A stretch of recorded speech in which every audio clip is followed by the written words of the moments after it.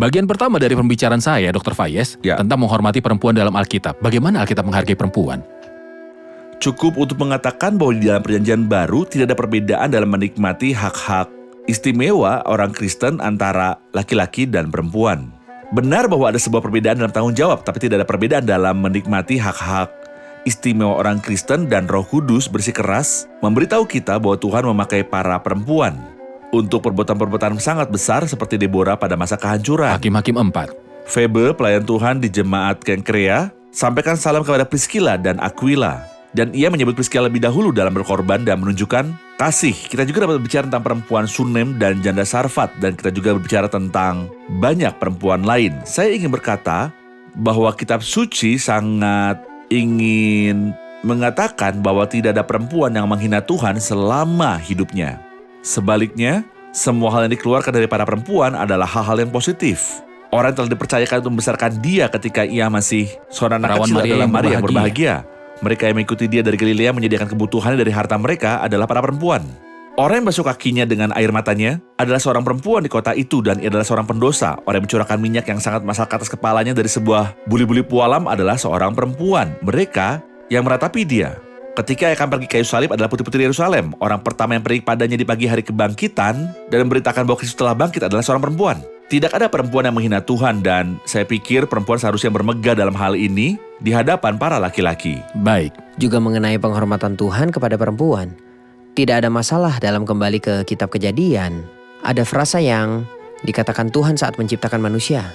Baiklah kita menjadikan manusia menurut gambar dan rupa kita. Frasa ini cukup untuk menunjukkan kepada kita pikiran Allah dan penghormatan Allah.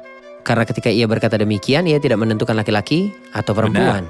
Jadi sebelumnya, ia telah memandang perempuan di matanya sepenuhnya setara dengan laki-laki dalam posisi, status, dan hak istimewa. Bagus. Jadi perempuan tidak lebih rendah atau lebih kecil, tetapi ia sepenuhnya dihormati di mata Allah persis seperti laki-laki. Analogi tentang gereja mempertimbangkan bahwa sebab itu laki-laki akan meninggalkan ayahnya dan ibunya dan bersatu dengan istrinya. Tapi aku maksudkan ialah hubungan Kristus dan jemaat. Rahasia ini besar, tetapi aku maksudkan ialah hubungan Kristus dengan jemaat. Hadirin pasti punya sesuatu untuk dikatakan.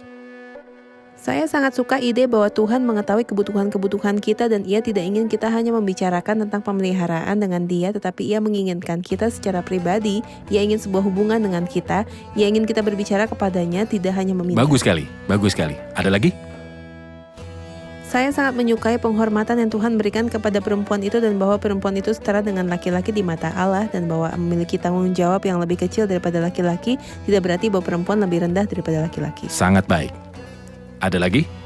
Bagian yang paling saya sukai adalah bahwa sekalipun orang-orang tidak mendengarkan dan tidak kembali, kesetiaan Tuhan membuatnya melindungi mereka dan menunjukkan matanya pada mereka, dan ini mengingatkan saya tentang ayat yang berkata, "Sengsaraku engkaulah yang menghitung-hitung." Sengsaraku engkaulah yang menghitung. Bagus sekali. Apalagi? Bahkan jika kita tidak melihat nama Allah, tetapi Allah bekerja dari balik tirai, dan ini adalah hal yang membuat kita yakin dan mendorong kita. Bagus. Hal yang menyentuhku dalam bagian ini adalah saya merasa diyakinkan dan bergairah karena saya merasa saya mempunyai seorang Allah yang hebat. Allah yang memandangku terlepas dari situasi-situasiku. Terlepas dari kondisi rohaniku, jadi saya mempunyai seorang yang besar dan yang mengasihiku dan memeliharaku di semua situasi. Bagus sekali. Saya telah belajar dua hal. Hal yang pertama, saya mempunyai sebuah fobia melakukan sesuatu yang salah atau tidak berada dalam kehendak Tuhan, karena dalam kasus ini Tuhan tidak akan bersama saya. Namun saya paham bahwa Tuhan selalu bersama dengan kita terlepas dari kondisi kita. Juga sebab sekalipun engkau pada saat ini berdiam diri saja, bagi orang Yahudi akan timbul juga pertolongan dan kelepasan dari pihak lain. Saya benar-benar merasakan bahwa tidak ada yang disebut kesempatan yang hilang.